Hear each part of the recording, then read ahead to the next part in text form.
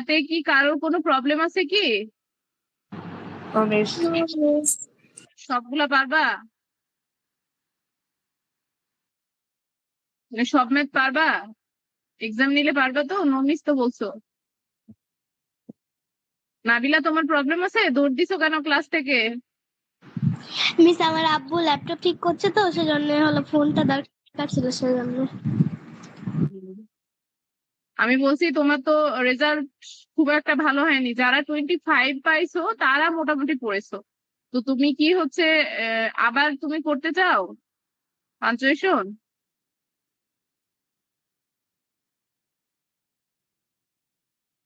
নাবিলাকে বলছি। Miss madam মেহনত pass. Miss আপনার কথা বুঝতে পারলাম না কি বলছেন।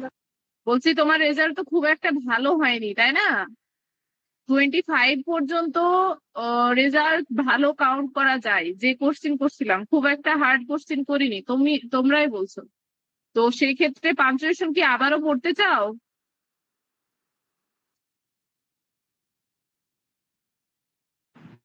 নো মিস, মিস পড়ালে ভালো হয়।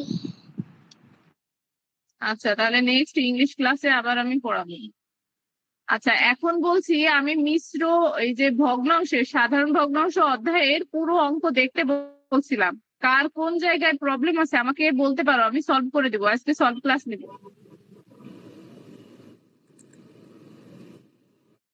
আরিবা, তোমার কি কোনো প্রবলেম আছে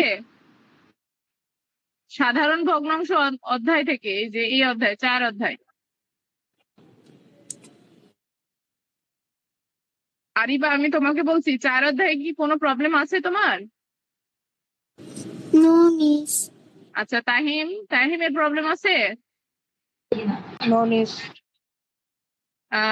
তারপর নাবিলা তোমার প্রবলেম আছে কি? No miss. আচ্ছা, তোমাদের ম্যাথ করতে দিব। তার আগে আমি যেটা করছি সেটা হচ্ছে আহ,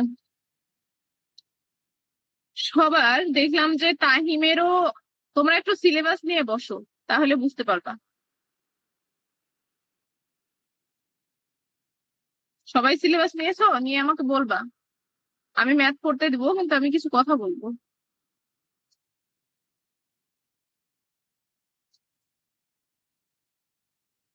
সিলেবাস কি সবাই নিয়েছো? জি মিস। আচ্ছা, আমি বলছি যে দেখো 4 অধ্যায় পর্যন্ত মোটামুটি সবারই ছিল। যেমন যেমন হচ্ছে তাহিমের 1 2 3 4 ছিল। এরপর আছে 8 9। তো 9 ও তাহিমের 9, মানে 8 আর 9 বাদ আছে। ফুয়াদের 1 থেকে 4, ওটা আমাদের শেষ। এবার হচ্ছে 8 9 10, ওর আরো 3টা আছে। আচ্ছা, সূরায় হচ্ছে 1 2 3 9, আর তারপর আবার 4 5, মানে 1 2 3 4 5 9। আচ্ছা, নাবিলার 1 থেকে 48 পাতা, তার মানে নাবিলার সিলেবাস কাভার, তাই তো নাবিলা? নাবিলা রেসপন্স করো। আচ্ছা, ও চলে গেছে। আচ্ছা, এরপর আরিবার হচ্ছে 1 2 3 4 8 9। তার মানে এখানে তোমরা যারাই জয়েন করে আছো সবারই 9 অধ্যায় আছে, তাই না? আচ্ছা, আমি একটু 9 অধ্যায় নিয়ে একটু আলোচনা করব। চলো আমরা দেখে আসি 9 অধ্যায়ে কি আছে, তারপর আমরা সাধারণ ভগ্নাংশের 2টা ম্যাথ করতে দিয়ে আমরা ক্লাস শেষ করব, ঠিক আছে? আমি হচ্ছে মানে খুব বেশি একটা আলোচনা করব না। নেক্সট ক্লাসে আমরা 9 অধ্যায়ে অঙ্ক শুরু করব, কিন্তু আজকে আমাদের সাধারণ ভগ্নাংশের উপরেই তোমাদের মানে এক্সামের মতো মানে 2টা কোশ্চিন অঙ্ক করতে দিব। কিন্তু 9 অধ্যায়ে দেখো কি আছে, জ্যামিতি, ঠিক আছে? 149 পাতায়। তোমরা সবাই পৃষ্ঠাটা ওপেন করতে পারো।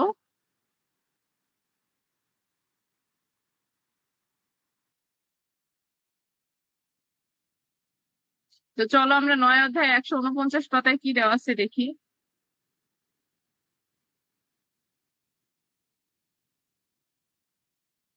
আচ্ছা, এই যে দেখো বলছে জ্যামিতি, ঠিক আছে? জ্যা অর্থ কি কেউ বলতে পারো? তোমরা পড়েছো এর আগের ক্লাসে, মনে আছে কি? মিস আরেকবার বলেন, বুঝতে পারিনি। আমি বলছি জ্যা অর্থ কি, এটা কি তোমাদের মনে আছে? আগের ক্লাসে পড়েছো, সবাই পড়েছো কম বেশি। জ্যামিতি, এই অধ্যায়ের নাম হচ্ছে জ্যামিতি। জ্যা অর্থ হচ্ছে ভূমি, আর মিতি অর্থ হচ্ছে পরিমাপ। তার মানে জ্যামিতি দিয়ে আমরা কি করব, ভূমির পরিমাপ করব। ঠিক আছে, কি করব, ভূমির পরিমাপ করব বা কোনো জায়গার পরিমাপ নিব।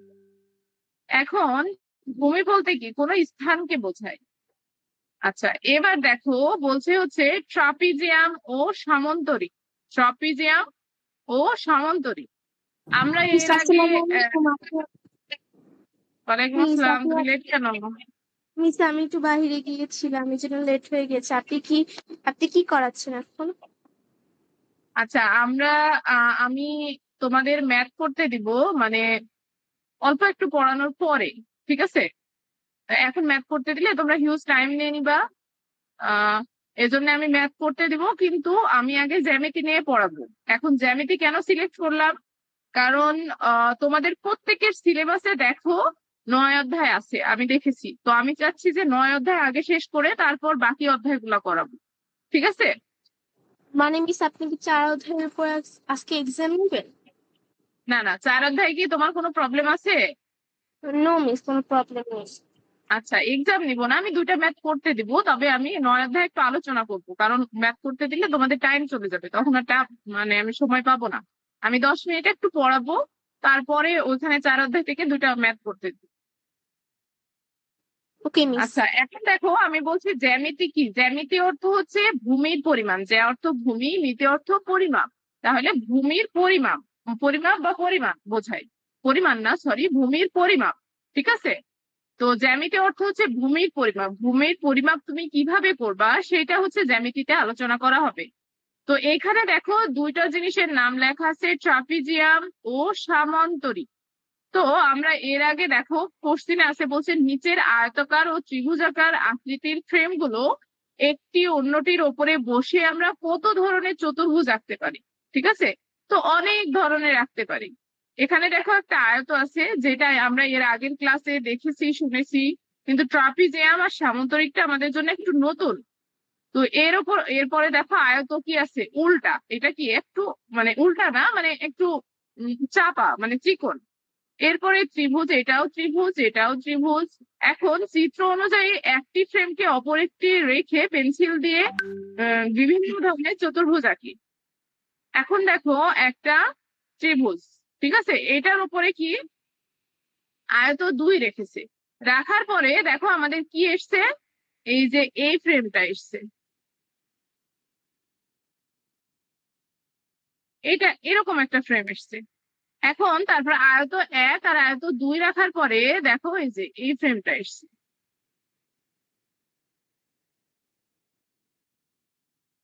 হুম। এরপরে দেখো ত্রিভুজ 1 আর ত্রিভুজ 2 রাখার পরে এরকম এসছে।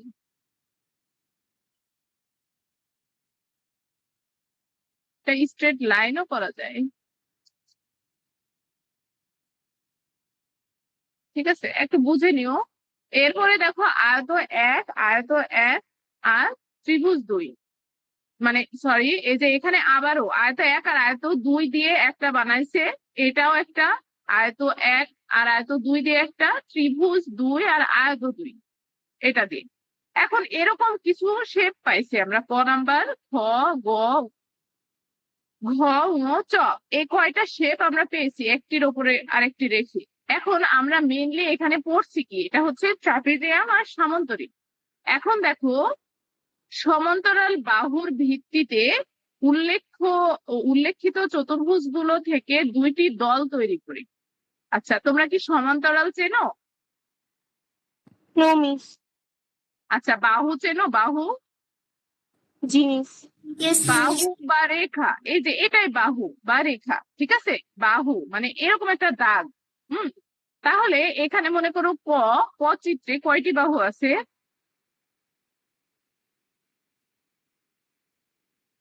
ক চিত্রে কয়টি বাহু আছে বলো তো? মিস 4টি। 4টি। খ চিত্রেও 4টি, গ চিত্রেও দেখো 4টি, ঘ চিত্রেও 4টি, চিত্রেও 4টি, চ চিত্রেও 4টি। এখন বাহু তো আছে কিন্তু সমান্তরাল, এখানে কি বলছে? সমান্তরাল বাহু। সমান্তরাল মানে এখানে সমান্তরাল যখনই হবে তখন অবশ্যই দুইটা বাহু, কমপক্ষে কয়টা বাহু থাকবে? দুইটা বাহু। তো এখানে মনে করো একটা বাহু আর এখানে একটা বাহু দিলাম, ঠিক আছে?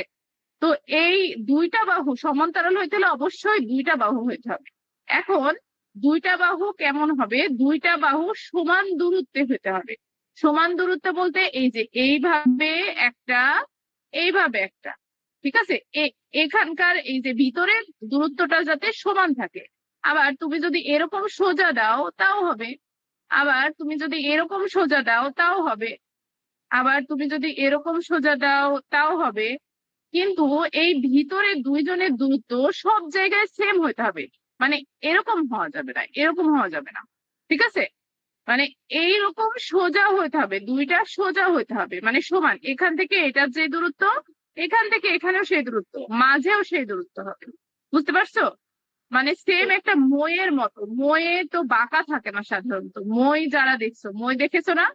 মই কিন্তু বাঁকা থাকে না, ওই রকম। ওইটা হচ্ছে সমান্তরাল। মানে দুইটা সমান, মানে দুইটা বাহু থাকবে, বাহুটা সমান দূরত্বে যখন অবস্থিত হবে তখন সেটা সমান্তরাল হবে। বুঝছো? তো এখানে বলছে সমান্তরাল বাহুর ভিত্তিতে উল্লেখিত চতুর্ভুজ গুলো দুইটি দল করি। বলছে শুধু এক জোড়া বাহু পরস্পর সমান্তরাল, দুই জোড়া বাহু পরস্পর সমান্তরাল। আচ্ছা, এখানে দেখো আমরা কয়টা চিত্র পেয়েছি? 5টা, তাই না? তো এখানে দুইটা সেক্টরে ভাগ করে আমাদের সিলেকশন করতে বলছে বা নির্বাচন করতে বলছে, হ্যাঁ, আলাদা করতে বলছে। তো তাহলে আমরা কিসের ভিত্তিতে আলাদা করব? যার এক জোড়া বাহু সমান্তরাল সেটা এক জায়গায় লিখবো, আর যেটা দুই জোড়া বাহু সমান্তরাল সেটা এক জায়গায় লিখবো। এখন আমরা ক চিত্রটা বিবেচনা করি। ক চিত্রে দেখো কয় জোড়া বাহু আছে বলো? বলো তো কয় জোড়া? জোড়া মানে সবসময় দুইটা। তাহলে একটি, দুইটি, তিনটি, চারটি। তাহলে জোড়া মানে দেখো ওপর নিচ একটা আর ডান বামে একটা। এখন আমাদের দুই জোড়া বাহু আছে কিন্তু সমান্তরাল কয় জোড়া এখানে? মানে সমান দূরত্বে কয় জোড়া? এক জোড়া। কারণ এই যে এখান থেকে দূরত্ব সেম, এটার দূরত্ব সেম, আমরা চোখে দেখে বুঝতে পারছি। ঠিক আছে, তাহলে ক হবে এক জোড়া বাহু পরস্পর সমান্তরাল। ক, এই যে ক লেখা আছে, ঠিক আছে? এবার খ বিবেচনা করি। খতে দেখো আমাদের দুই জোড়া বাহু আছে। কয় জোড়া? সবাই কিন্তু রেসপন্স করো। খতে হচ্ছে আমাদের দুই জোড়া বাহু আছে, একটা এক জোড়া, ঠিক আছে, দুই জোড়া। এখন এখানে তোমাদের, আমি তো ক বললাম, এখানে তোমাদের চোখে আহ এক জোড়া মানে ওপর নিচে যে বাহুটা আছে এটা কি সমান্তরাল বলো তো? এই বাহু, এই বাহু, এটা আর এটা সমান্তরাল কি? আচ্ছা, এখানে দেখো এটা কিন্তু সমান দূরত্ব, এই দূরত্ব গুলা কি সমান? আমি বলছি বাঁকা দেখাইলেও এটা দূরত্ব কিন্তু সমান, তুমি মেপে দেখবা এটা সমান, তুমি বইয়েও মেপে দেখতে পারো, ঠিক আছে? আবার এইখান থেকেও সমান, এই দূরত্ব গুলো কি সমান। বুঝছো? এই দূরত্বটাও সমান। হিজিবিজি হয়ে গেল। মানে দুই বাহুই সমান দূরত্বে অবস্থিত, তাহলে দুই জোড়া কি সমান্তরাল, ঠিক আছে? তাহলে দুই জোড়া বাহু সমান্তরাল, এইটা লিখবো আমরা এখানে, ঠিক আছে? এখন দেখো গ নাম্বারে। গ নাম্বারে দেখো আমরা এক জোড়াও সমান্তরাল পাচ্ছি না, কারণ এখানে দেখো এক দূরত্ব, এখানে এক দূরত্ব, এখানে এক দূরত্ব। আবার সরি, আমি যদি ওপর নিচ করে ধরি, দেখো মানে ওপর নিচ করে আগে ধরি, তো এই যে এইটা দেখো দূরত্বটা সেম আছে কি বলতো? রেসপন্স করো। No miss. আবার এটার কি দূরত্ব সমান আছে? এটা নেই। তাহলে এক জোড়াও সমান্তরাল নাই, তাহলে এখানে বসবে না। আবার দেখো এখানে ঘতে, ঘতে কিন্তু এটা আর এটা দুইটা কি সমান্তরাল, আবার এইটা আর এইটা সমান্তরাল, ঠিক আছে? একটু ভালো করে দেখো, না হলে তোমরা মেপে দেখবা। তাহলে ঘ কোথায় যাবে? খ এর পাশে।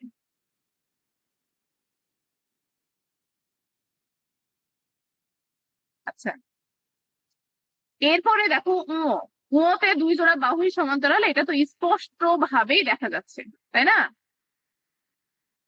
এটা কি বুঝাই দেওয়া লাগবে ও? No miss. এবার দেখো চতে কয় জোড়া বলো তো, তোমাদের কোশ্চিন এটা, তাই বলো তো, চতে কয় জোড়া বাহু সমান্তরাল?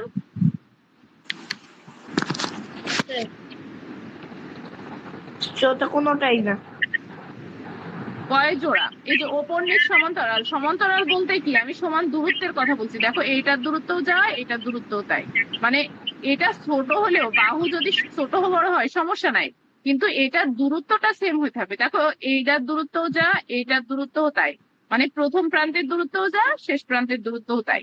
তাহলে এটা কি এক জোড়া, তাই না? এটার কিন্তু না। তো তাহলে আহ চ, এটা চ নাম্বার না, তাহলে চ হচ্ছে কয়ের পাশে যাবে।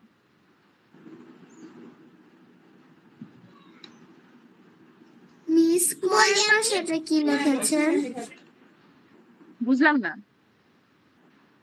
উপরে ক লেখা আছে, সেটার পাশে কি লিখেছেন? এটা তো মাত্র লিখলাম চ। চ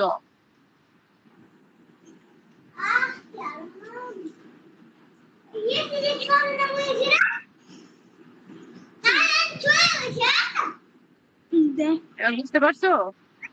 আর নেই। আরো চেক করে দেখে না। মিস ঘয়ের পাশে কি ও লিখছেন? ক, খ, খ, ঘ, ঙ। ঠিক আছে। আচ্ছা এখন দেখো, এখানে বলছে উল্লেখিত 6টি চতুর্ভুজ মধ্যে কি এমন কোনো আয়ত আছে, আহ মধ্যে কি কোনো আয়ত আছে, যদি থাকে তবে সেটা আয়ত, আয়ত মানে কেন আয়ত, তার কারণ ব্যাখ্যা করি। ঠিক আছে। তো এখানে আমাদের যেটা শিখতে হবে, আয়ত কাকে বলে, ঠিক আছে, সামান্তরিক কাকে বলে, ট্রাপিজিয়াম কাকে বলে, এগুলা।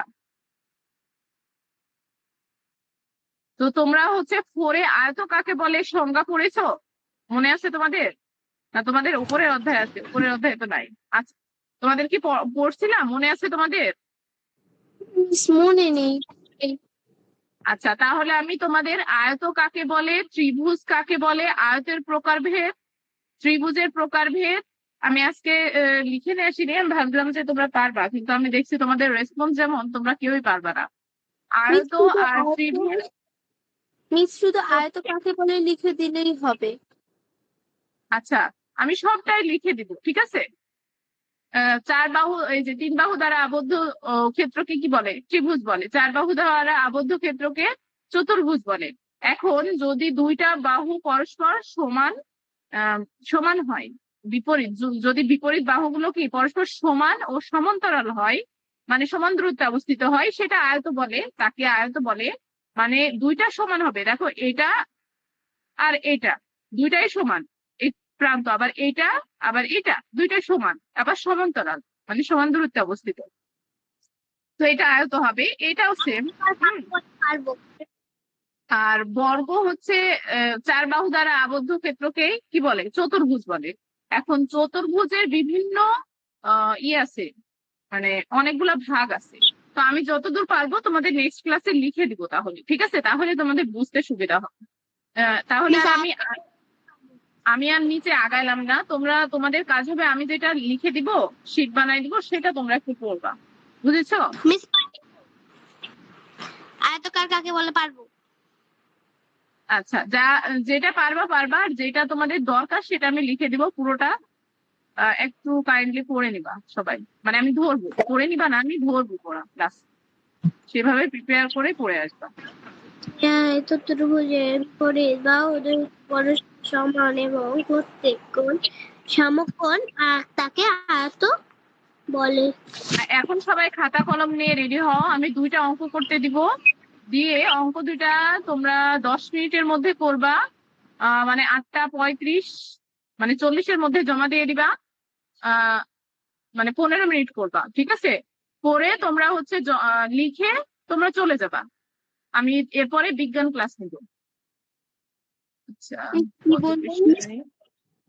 আচ্ছা আমি নাম্বার বলে দিচ্ছি, তোমরা সবই বুঝেছো বলছো, ঠিক আছে, আমি তার মানে অনুশীলন থেকেও মিস এখন কি আপনি 4 অধ্যায় থেকে অঙ্ক করতে দিবেন? হুম হুম, হুম।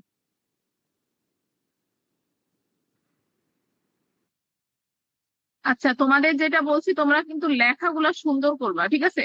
আচ্ছা, এই 11 নাম্বারটা করো তো দেখি কেমন পারো। তোমরা তো সবই পারবা বলছো, 11 নাম্বারটা করো সবাই। এই অঙ্কটা করবা, জাস্ট 8টা 40-এর মধ্যে জমা দিবা। 8টা 40-এর পরে আর আমি নিব না। Miss 5 minute.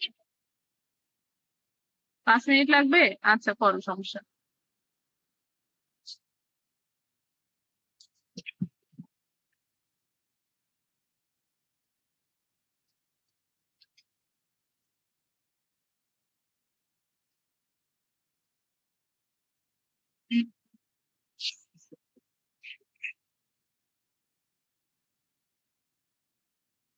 মিস এবার শুরু।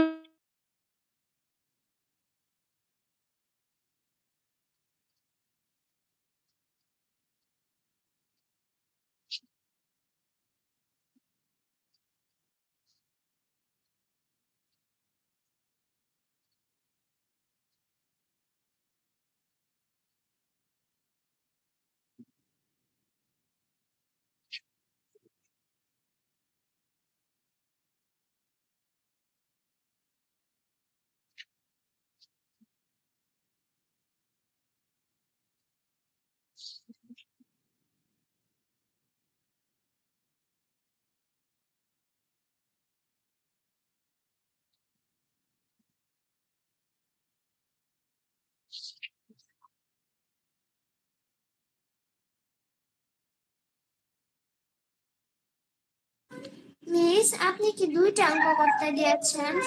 না, শুধু 11 নাম্বার।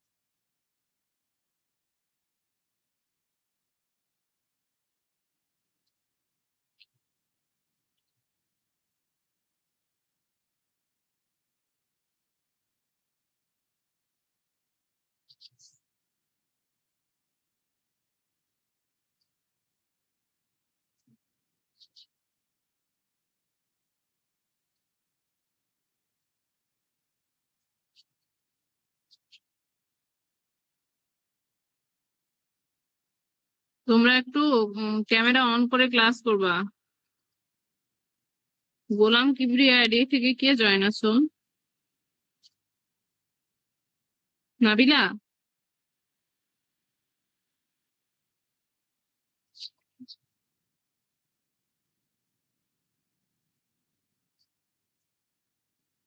হয়নি তোমাদের? মিস খ নাম্বারে।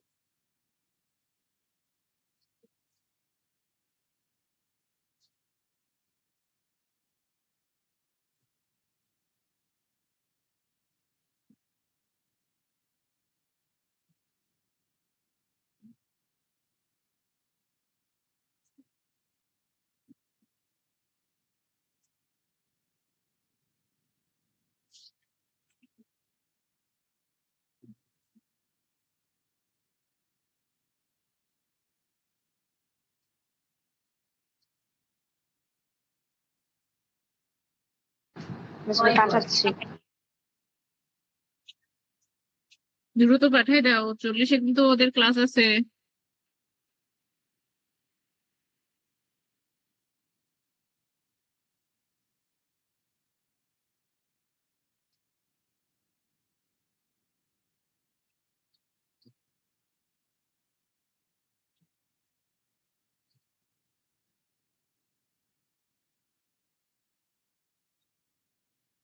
আচ্ছা, যাদের হয়ে যাচ্ছে তারা লিঙ্ক দিতে পারো,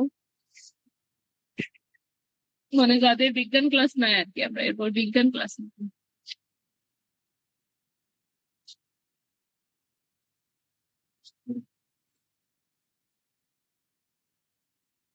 মিস আমি তাহলে লিসনে নেই। হ্যাঁ নিয়ে নাও। আর আগামীকালকে আমি যে শীট দিব অবশ্যই সুন্দর করে পড়বা। আসসালামু আলাইকুম। ওয়ালাইকুম আসসালাম।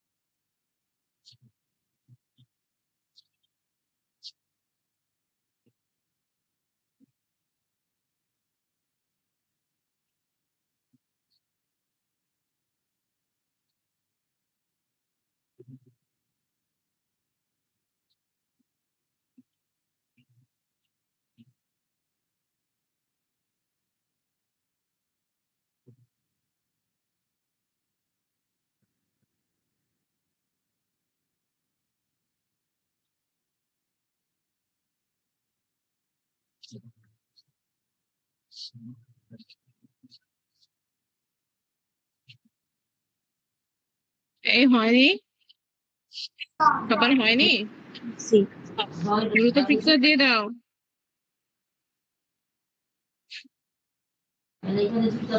আমার অঙ্কটা কি হয়েছে? অঙ্ক অঙ্ক দেখিনি, যদিও আমি ভাবছিলাম ক্লাস শেষে দেখবো, দেখে আগামী ক্লাসে বলবো। আচ্ছা দেখি, আগামী ক্লাসে সবারটাই বলে দেবো। হুম,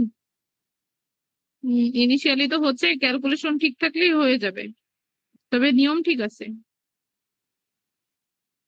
ক্যালকুলেশন গুলো ঠিকঠাক মতো করলে ঠিক আছে।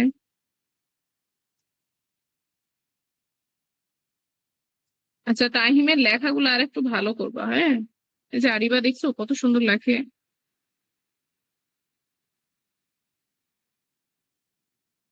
তোমার লেখাও সুন্দর।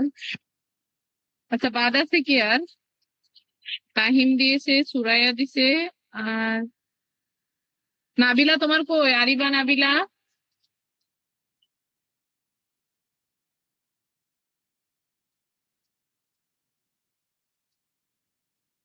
আরিবা বলো কই তোমার? মিস প্রায় শেষ। হুম, জি। দ্রুত দিয়ে দাও।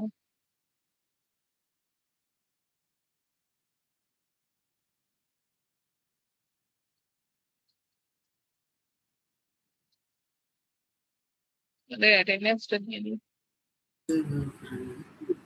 অ্যাটেন্ডেন্স দিতে। ম্যাম, এটা তো তার আসল। আচ্ছা এইভাবে যদিও হয় নাবিলা তোমার হয়নি? হ্যাঁ? কি করবেন?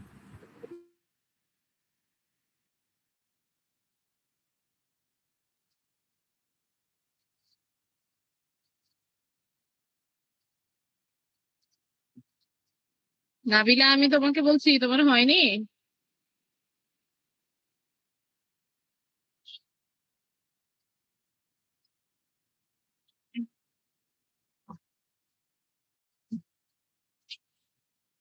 আচ্ছা নাবিলা পিকচার দুইটা দিয়ে লিখ নিতে পারো।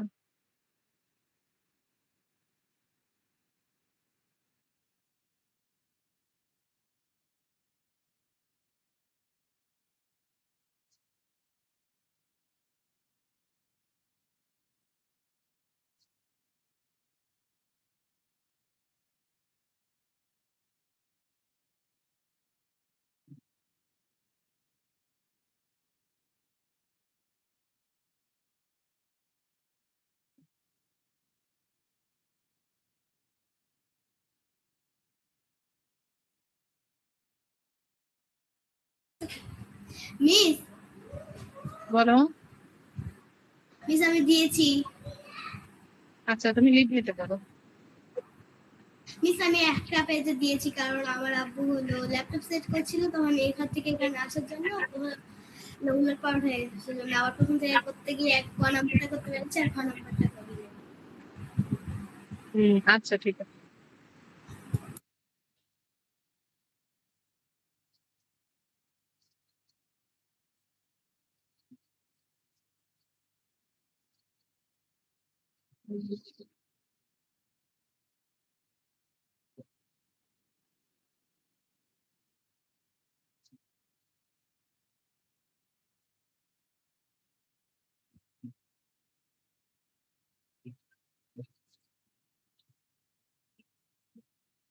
দাঁড়া আমি একটু অ্যাটেন্ডেন্সটা নিয়ে নিই।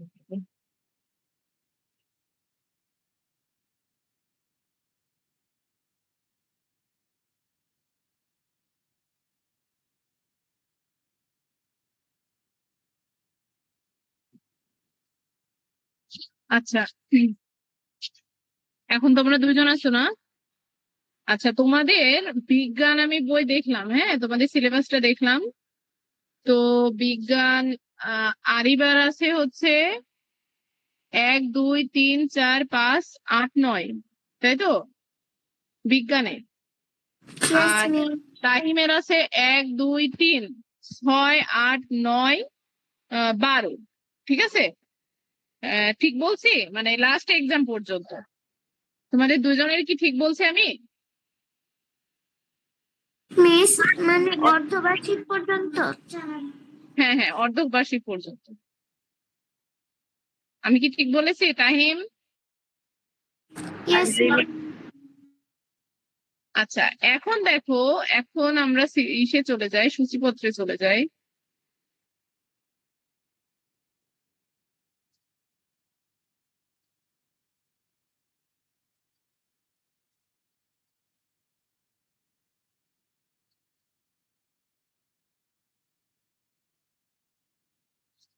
আমাদের প্রথম অধ্যায় শেষ, দ্বিতীয় অধ্যায় শেষ, তৃতীয় অধ্যায় শেষ, আর ষষ্ঠ অধ্যায় শেষ, তাই না?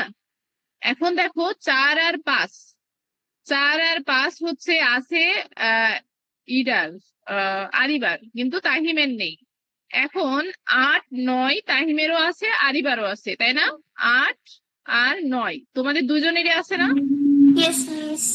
আচ্ছা তো আমরা আগে 8 আর 9 পড়বো, তারপরে যে অধ্যায়গুলো আছে সেগুলা পড়বো, ঠিক আছে?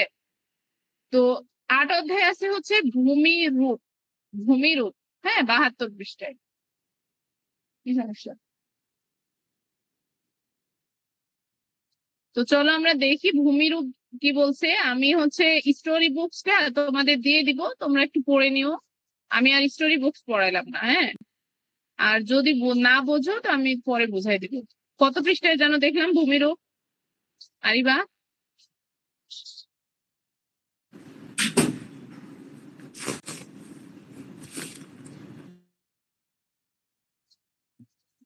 ভুলে গেলাম।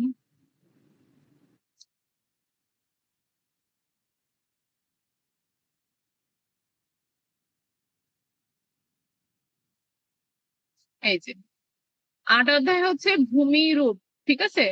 তো ভূমি কি? ভূমি একটু আগে আমি বলছিলাম ক্লাসে যে ভূমি অর্থ হচ্ছে মানে যেটা আমরা মাটি বুঝি এক কথা, ঠিক আছে? তো এর হচ্ছে রূপ, এই ভূমির কতগুলা রূপ আছে সেটা এখানে আলোচনা করা হবে। তো দেখো বলছে আমাদের পৃথিবী কতই না সুন্দর এবং বৈচিত্র্যময়। তোমরা দুইজনই ক্যামেরা ওপেন করে ক্লাসে বসবা, ঠিক আছে? তাহিমও ক্যামেরা ওপেন রাখো।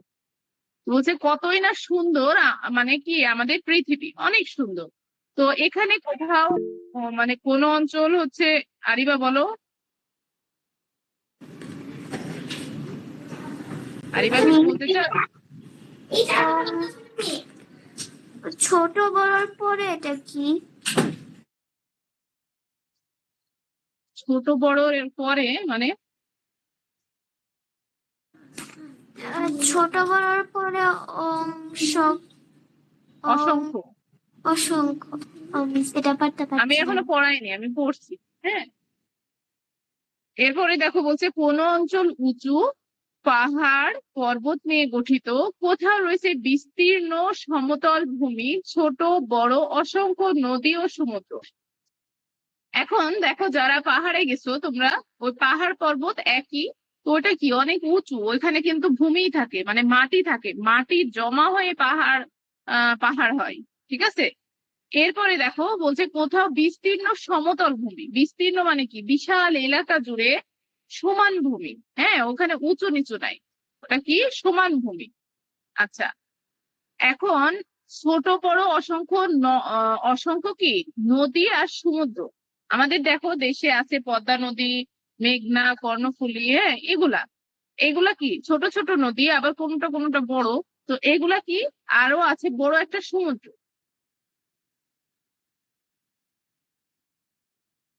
এখন বলছে আরো রয়েছে ম্যানগ্রোভ, আরো কি আছে ম্যানগ্রোভ।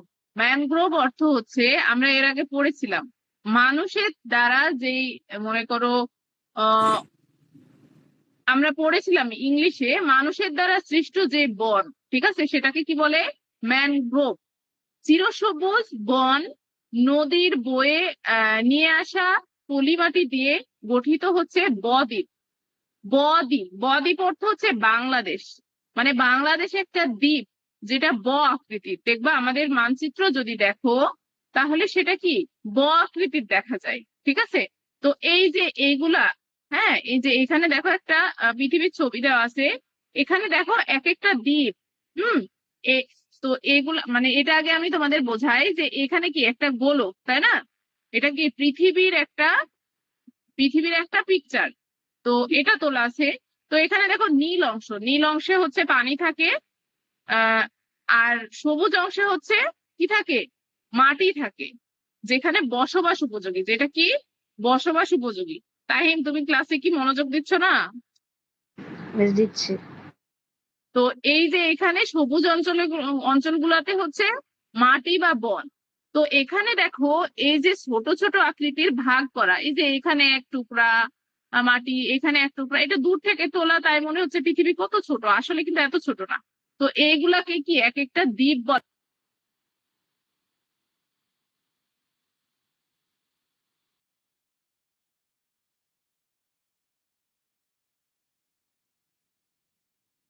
তো যেটা কিনা হচ্ছে আকৃতির, এজন্য একে বলা হয় হচ্ছে বদ্বীপ। ঠিক আছে, পৃথিবীর বিভিন্ন অঞ্চলে এরূপ নানা ধরনের গঠন, প্রকৃতি, জলবায়ু অনুসারে গড়ে ওঠে জনবসতি এবং তাদের জীবনযাপন পদ্ধতি। হুম, মানে পৃথিবীর যেখানেই যে থাকুক না কেন, পৃথিবীর যেখানেই যে থাকুক না কেন তাদের কি নানা ধরনের প্রকৃতি আর জলবায়ুর যেই মানে মনে করো আমাদের বাংলাদেশে যেমন আবহাওয়াটা কি আহ মানে শীত গরম সবই আছে, কিন্তু আরব দেশে কিন্তু অনেক গরম। তো ওইখানকার অনুযায়ী ওদের কি বসতি গড়ে ওঠে, ওদের ঘরগুলা ওইরকম। আমরা এর আগে কিসে পড়ছিলাম বলতো, আবাসস্থলে পড়েছিলাম, সেটা এখানে বলছে।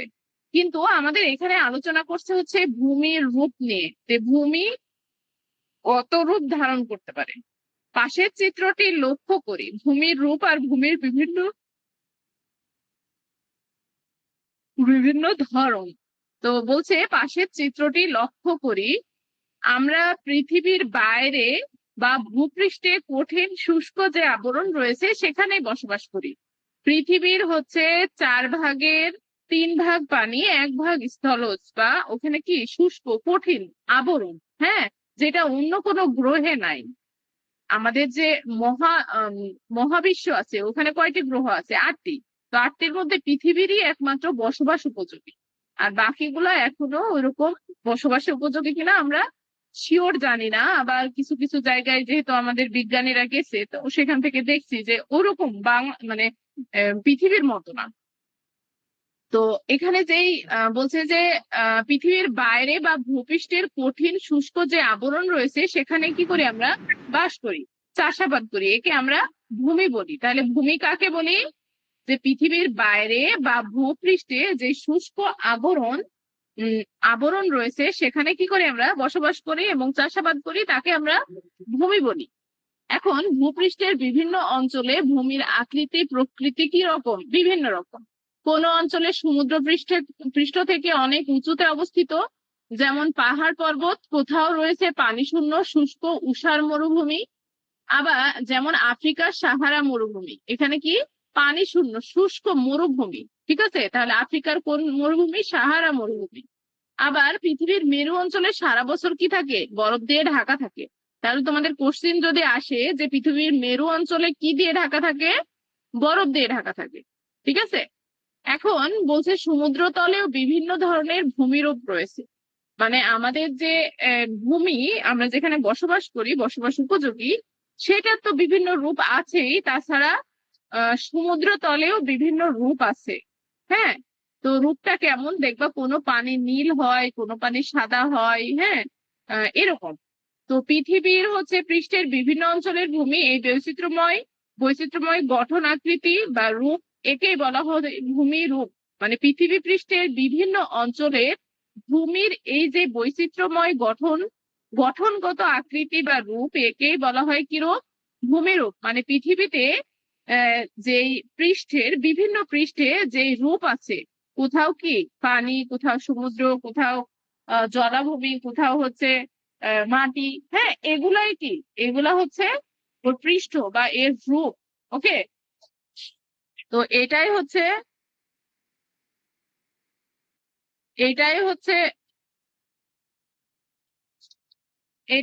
ভূমি রূপ। হ্যাঁ, আচ্ছা, এরপরে দেখো বলছে ভূমিরূপের ধরনগুলো কি কি? ভূমিরূপের ধরনগুলো কি কি?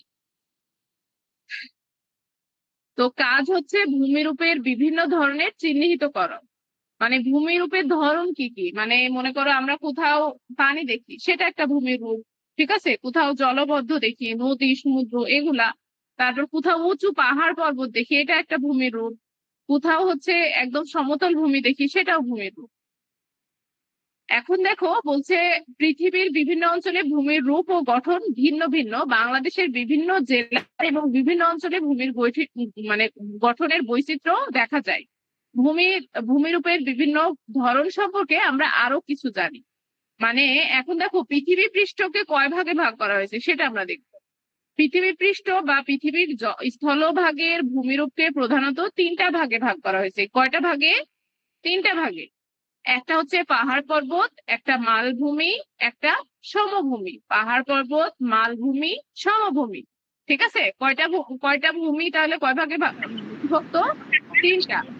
মালভূমি, সমভূমি আর পাহাড় পর্বত, এগুলোর ডিটেলস আমরা এখানে দেখব।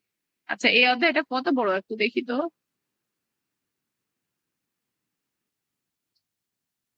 এখানে বিভিন্ন আছে।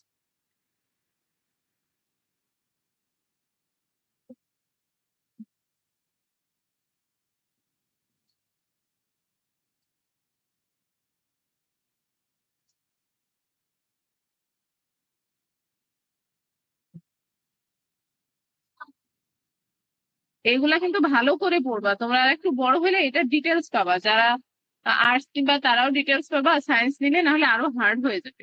প্রত্যেকটা ক্লাসে প্রত্যেকটা স্টেপ থাকে। সেই স্টেপ গুলো ভালো মতো না পড়লে পরে আর পারা যায় না। তো দেখো প্রথমে বলছে পাহাড় পর্বত। পাহাড় পর্বত কি? এই যে পাহাড় আর এটা পর্বত, এর মধ্যে হচ্ছে পার্থক্যগুলো আমরা এবার দেখব। প্রথম ক্লাসিফিকেশনের যে প্রথমটা, সেটা হচ্ছে পাহাড় পর্বত।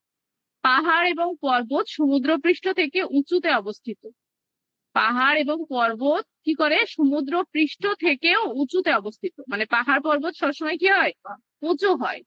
তো পাহাড় পাহাড়গুলো পর্বতের তুলনায় কিছুটা কম উঁচু। তার মানে কে উঁচু বেশি? পর্বত। হ্যাঁ, তো বাংলাদেশের সিলেট, চট্টগ্রাম, পার্বত্য চট্টগ্রাম, খাগড়াছড়ি, বান্দরবন, রাঙামাটি, কুমিল্লা পাহাড় রয়েছে। কুমিল্লায় কি রয়েছে? পাহাড় রয়েছে। তোমাদের বাসার আশেপাশে কারোর কি পাহাড় আছে? তোমাদের দুজনের? No miss. No miss. আচ্ছা, এখন দেখো বলছে পর্বত আচ্ছা রয়েছে। তাছাড়া বাংলাদেশের বগুড়া, দিনাজপুর, রাজশাহী, রংপুর, টাঙ্গাইল, ময়মনসিংহেও পাহাড় দেখা যায়। হুম তো পর্বত সমুদ্রপৃষ্ঠ থেকে অনেক বেশি উঁচুতে অবস্থিত। পর্বত কি সমুদ্রপৃষ্ঠ থেকে অনেক বেশি উঁচুতে, খাড়া ঢাল বিশিষ্ট এবং বহুদূর পর্যন্ত বিস্তৃত হয়। পর্বতের উচ্চতা সাধারণত সমুদ্রপৃষ্ঠ থেকে মানে সমুদ্র শুরু থেকে কি হয় 600 মিটার বা তার বেশি হয়। যেমন আমাদের অতি পরিচিত হচ্ছে হিমালয় পর্বতমালা, মানে এগুলো অনেক বড় হয়। পর্বত কি হয় অনেক বড় হয় পাহাড়ের তুলনায়, আর পাহাড়ও বড় হয়, পাহাড়ও অনেক বড় হয়। তো অনেক সময় পাহাড় দেখা না গেলেও পর্বত কিন্তু দেখাই যায় অনেক দূর পর্যন্ত। এখন দেখো আমরা দেখলাম ভূমির একটা রূপ হচ্ছে আহ একটা ধরন হচ্ছে পাহাড় পর্বত, এরপরে আমরা দেখি হচ্ছে মালভূমি। হুম, তো মালভূমিটা কি? মালভূমি সাধারণত পর্বত থেকে নিচু কিন্তু সমভূমি থেকে কিছুটা উঁচু হয়। আহ এটা কেমন বলবো, আচ্ছা আরেকটি পড়ি তাহলে তারপর বুঝাতে পারবো। মালভূমি ঢালু হয়ে নিচের দিকে চলে যায়, তবে এর উপর দিকে প্রায় সমতল কিংবা কিছুটা ঢেউ খেলানোর মতো হয়। আচ্ছা দেখো এই যে পাহাড়ের সামনেই এরকম থাকে, এগুলা কি থাকে পাহাড়ের সামনে, এগুলো খুব বেশি উঁচু না কিন্তু একটু উঁচু হয়, যে আমাদের সমান যে ভূমিটা থাকে তার থেকে একটু উঁচু হয়। আর ওগুলা কি একটু ঢালু ওপর নিচ মানে ঢেউ খেলানো হয়। এগুলা সাধারণত আহ মানে এই যে সমুদ্রের পাশে এগুলাতে হয় বা পাহাড় পর্বতের পাশে এগুলা থাকে। আচ্ছা তবে এর উপরের দিকে প্রায় সমতল কিছুটা ঢেউ খেলানো হয়, অনেকটা টেবিলের মতো দেখতে হয় বলে একে টেবিল ল্যান্ডও বলা হয়। আচ্ছা এইটা তোমরা মনে রাখবা, টেবিল ল্যান্ড কাকে বলে? মালভূমিকেই টেবিল ল্যান্ড বলে। ঠিক আছে, কেন বলে? কারণ মালভূমি দেখতে কিছুটা টেবিলের মতো। এশিয়া মহাদেশে অবস্থিত তিব্বতের মালভূমি বিশ্বের সবচেয়ে উঁচু মালভূমি। এশিয়া মহাদেশে অবস্থিত তিব্বতের মালভূমি, মানে দেখছো তিব্বত যেই পাহাড় মানে পর্বত আছে, তিব্বত পর্বত বা পাহাড় যেটা আছে তার যে মালভূমি মানে এগুলো তো ওর সামনে থাকে, সেটাকেই বলে বিশ্বের সবচেয়ে উঁচু মালভূমি। তো মালভূমির আশেপাশে বিস্তীর্ণ সমভূমি থাকে, সমভূমিতে পশুপালন এবং ফুল ফল ইত্যাদি চাষ করে এখানকার অধিবাসীরা জীবন ধারণ করে। আচ্ছা কাশ্মীর তো তোমরা সবাই মোটামুটি ইউটিউব বা যেখানে হোক দেখেছো তাই না? দেখেছো কি? That's mom. One for the master and one for the day. One for the lower.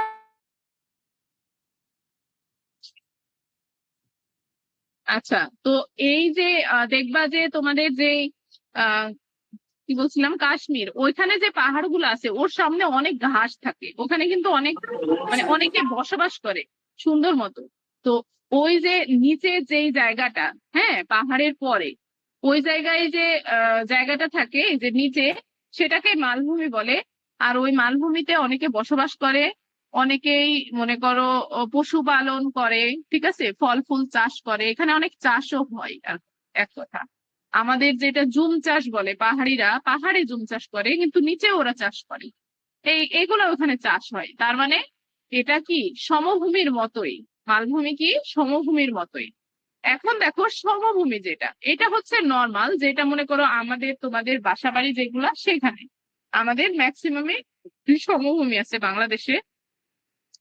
তো দেখো সমভূমি সমুদ্রপৃষ্ঠ থেকে সামান্য কিছুটা উপরে অবস্থিত, মানে বলছে নদী থেকে উপরে, তাই না? তো তার উপরে বলে তো আমরা চলাফেরা বাড়ি ঘর এগুলো করতে পারি। তো সমতল ভূমি নিয়ে বিস্তীর্ণ সমভূমি অঞ্চল গঠিত হয়। সমভূমি খাড়া নয় বা ঢালু নয়, বাংলাদেশের অধিকাংশ অঞ্চলই সমতল ভূমি নিয়ে গঠিত। হ্যাঁ, তো এবার কৃষিকাজের জন্য উপযোগী জমি, আমি আগেই বললাম যে এখানে আমরা কৃষিকাজ করি, এখানে আমরা মানে ঘরবাড়ি বানাই। জীবন যাপনের জন্য প্রয়োজনীয় সামগ্রী সমতল ভূমিতে অনেক সহজলভ্য। নদীর বয়ে আনা পলি মাটি দিয়ে এই অঞ্চলের মাটি কি হয় উর্বর হয়। কোথায় থেকে আসে উর্বর মাটিটা? নদীতে যে মাটি আসে ওটা থেকে বয়ে আনা যে মাটিটা হয়।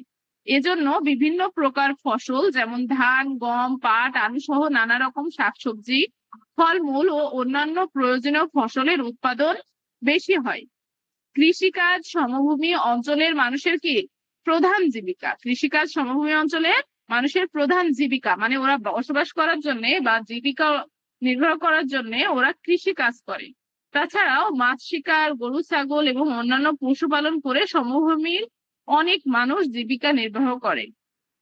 এভাবে জীবন ধারণের অনুকূলের পরিবেশ থাকায় পৃথিবীর অধিকাংশ মানুষ সমভূমিতে বাস করতে পছন্দ করে। এজন্য মানুষের জীবনে সমভূমির প্রভাব কি অপরিসীম। এখন এখানে দেখো একটা পিকচার দেওয়া আছে, মানে এখানে তোমার প্রত্যেকটা মানে ভূমির যে এটা মানুষ সবাই ভালো মতো দেখবা, তোমরা দেখছো কিনা আমি কিন্তু দেখছি, তোমাদের চেক করছি, তোমরা মানে ক্লাসে আসো না। আচ্ছা, এই যে সমুদ্র, ঠিক আছে, আমাদের ভূমিকে ভাগ করা হয়েছে সমুদ্রের সাথে তুলনা করে। এবার ভালো মতো শোনো যে ভূমিকে যেই আমরা ভাগ করলাম 3টা ভাগে, সেটা কি সমুদ্রের সাথে তুলনা করে। সমুদ্র থেকে একটু উঁচুতে যেগুলো আমরা বসবাস করি সেটাকে বলে সমভূমি। এবার আহ সমভূমির থেকে কি আরো উঁচু এগুলা কি পাহাড়, এই পাহাড়কে বলে পাহাড় পর্বত, ঠিক আছে। এখন এর নিচে যেগুলা থাকে এগুলাকে মালভূমি বলে। এই যে পর্বত পাহাড়, এই ঢেউয়ের মানে এখান থেকে যে ইটা আসে সেটা কি মালভূমি। এখন এটা আবার সমতল ভূমি। দেখো এটাও সমতল ভূমি, এটাও সমতল ভূমি, মানে যেখানে আমরা বসবাস করি একটা মিনিমাল একটা উচ্চতা, সেটা মানে সমুদ্র থেকে একটু উঁচু সেটা সমভূমি, আর সমভূমি থেকে একটু উঁচু সেটা মালভূমি আর বা টেবিল ল্যান্ড, আর হচ্ছে তার থেকে উঁচু পাহাড় পর্বত। বুঝেছো? তাহলে উচ্চতা নিয়ে কনফিউশন আছে কি? No, miss. এখন বলছে শুধু স্থলভাগ নয়, মহাসাগর গুলো বিভিন্ন প্রকার ভূমিরূপ রয়েছে। এগুলো হচ্ছে মহীসোপান, মহীঢাল, বিভিন্ন সমুদ্রপৃষ্ঠের সমভূমি এবং গভীর সমুদ্র খাত, মহাসাগরের তলদেশে পাহাড় পর্বত সমভূমি, এমনকি গভীর গিরিখাতও রয়েছে। এখন এটা আবার কি বলছে দেখো, বলছে এগুলো শুধু স্থলভাগ নয়, মহাসাগর, সাগরে বিভিন্ন ভূমিরূপ আছে।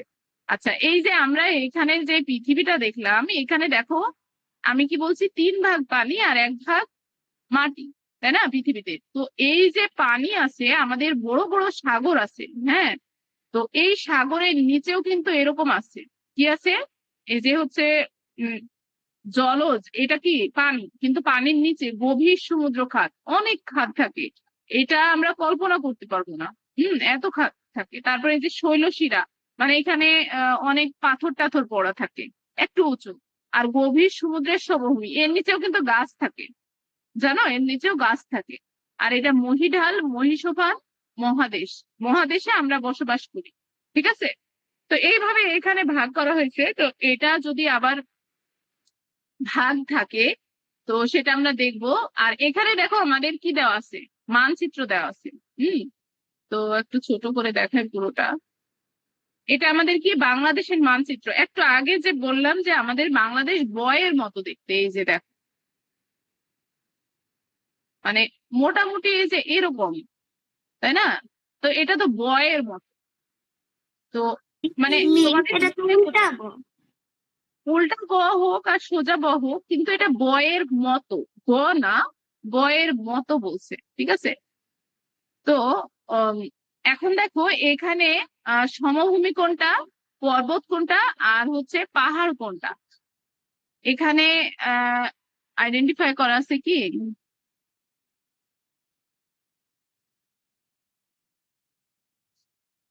আচ্ছা, এখানে বলছে যে তোমাদের এখানে কয়টা জেলা আছে দেখো তো, এক দুই না 1 2 3 4 5 6 7 8টি বিভাগ, সরি বিভাগ। তো এই বিভাগ কোনটা কোন বিভাগ, মানে কোনটা সমভূমি, কোনটা পার্বত্য, কোনটা পাহাড়, এটা হচ্ছে এখানে আইডেন্টিফাই করতে বলছে। তোমরা একটু ট্রাই করবা, তোমরা যদি পারো তোমাদের আইডিয়া মতো, আমি নেক্সট ক্লাসে ধরবো। আর যদি না পারো সমস্যা নাই, আমি এটা হচ্ছে তোমাদের আইডেন্টিফাই করে দিব, ঠিক আছে, যে কোন অঞ্চলটা কোন ভূমি, রংপুর কোন ভূমি, রাজশাহী কোন ভূমি, ময়মনসিংহ কোন ভূমি, সিলেট কোন ভূমি, ঢাকা কোন ভূমি, হ্যাঁ এটা আমি বলে দিব। তো এখানে দেখো এই যে দেওয়া আছে, দরকার আমি ক্লাস শেষে তোমাদের এই পিকচারটা সুন্দর করে আইডেন্টিফাই করে দিচ্ছি, তোমরা একটু পড়ে নিবা।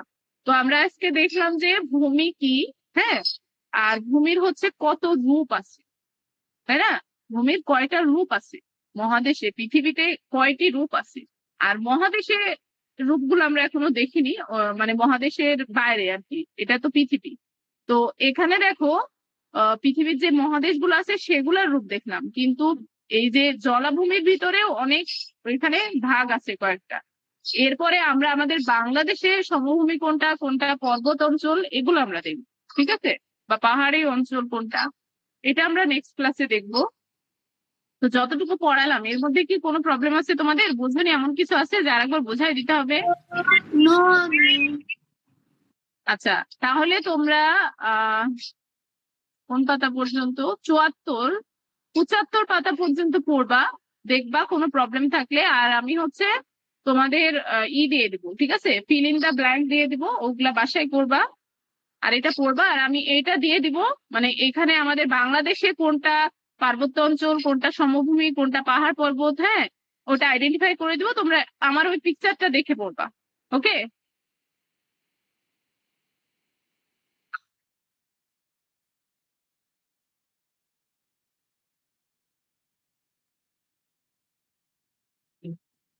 তো ঠিক আছে, আমাদের ক্লাস আজকে এই পর্যন্তই। তোমরা চাই, তোমরা লিভ নিতে পারো।